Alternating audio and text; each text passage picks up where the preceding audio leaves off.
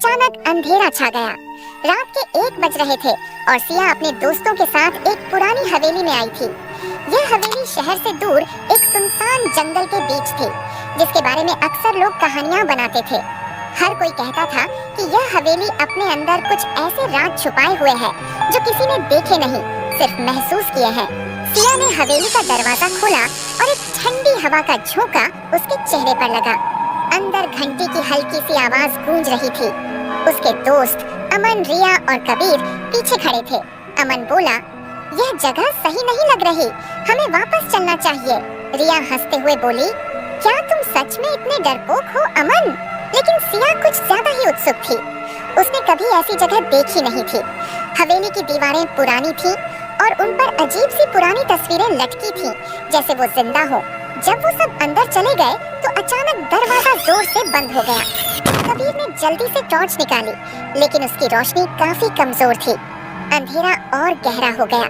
तभी कबीर ने बोला, कुछ तो गलत हो रहा है यहाँ। तभी सिया को एक पुरानी तस्वीर दिखाई दी, जिसमें एक छोटी बच्ची थी। उसकी आंखें सीधा सिया पर थीं।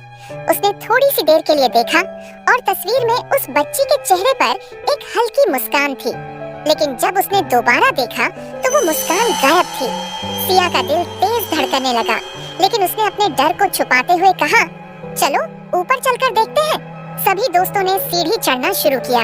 हवेली की सीढ़ियां पुरानी थीं और कदमों की आवाज से वो धीरे धीरे चरमरा रही थी। जब वो सब ऊपर पहुंचे तो एक पुराना कमरा दिखाई दिया, जिसमें एक बड़ा सा बिस्तर और उस पर एक अजीब सा लाल रंग का कंबल पड़ा था।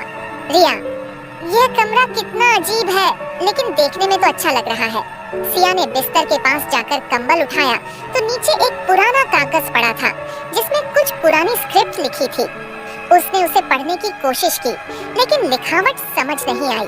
तभी एक घंटी की आवाज फिर से गूंज गई, लेकिन इस बार ज्यादा तेज और करीब थी। सबने इधर उधर देखा, लेकिन कोई भी नजर नहीं आया। उस वक्त अमन को ऐसा लगा जैसे कोई उन्हें देख रहा हो, जैसे किसी की सांसें उनके करीब हो। अचानक एक पुरानी अलमारी का दरवाजा खुल गया और एक गुब्बारे जैसे चेहरा बाहर आया। सब डर के पीछे हो गए, लेकिन जब उस चेहरे ने बोलना शुरू किया तो उसकी आवाज बच्ची जैसी थी। उस बच्ची ने कहा, तुम लोग यहाँ क्यों आए हो? रिया का सांस रुक गया, कबीर के हाथ का टॉर्च गिर गया और अमन बिल्कुल चुप हो गया। सिया ने हिम्मत करके पूछा, तुम कौन हो? बच्ची की आवाज एकदम से बदल गई और उसने एक शब्द कहा, माधोशी। अमन ने चिल्लाकर कहा, चलो यहाँ से अभी के अभी। सभी दोस्तों ने भागने की कोशिश की, लेकिन दरवाजा खुल नहीं रहा था। तभी रिया की आंखें घूमने लगी और उसने बिना वजह मुस्कुराना शुरू कर दिया। उसका चेहरा एक अजीब सी माधोशी में था। उसकी मुस्कान देखकर सिया का दिल बेचैन हो गया। बच्ची की आवाज फिर से आई, माधोशी, तुम सबको ले जाएगी। यह हवेली तुम्हारा आखिरी मंजिल बनेगी। रिया के साथ क्या हो रहा था? क्या उस पर किसी भूत का कब्जा था?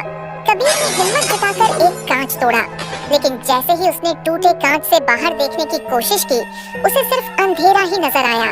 और तभी एक बड़ी सी मुस्कान उसका पीछा करने लगी। हर तरफ से चेहरे मुस्कुराते हुए दिखने लगे। अमन ने एक आखिरी कोशिश की और सिया का हाथ पकड़कर उसे नीचे खींच लिया, लेकिन रिया वहीं रह गई।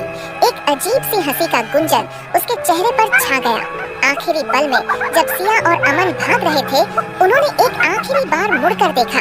रिया का चेहरा बिल्कुल मुस्कुराहट में डूबा था और उसके पीछे वो बच्ची खड़ी थी, जो धीरे धीरे हवेली के अंधेरों में खो गई। सिया ने कभी नहीं सोचा था कि उस रात का अंजाम इतना भयानक होगा।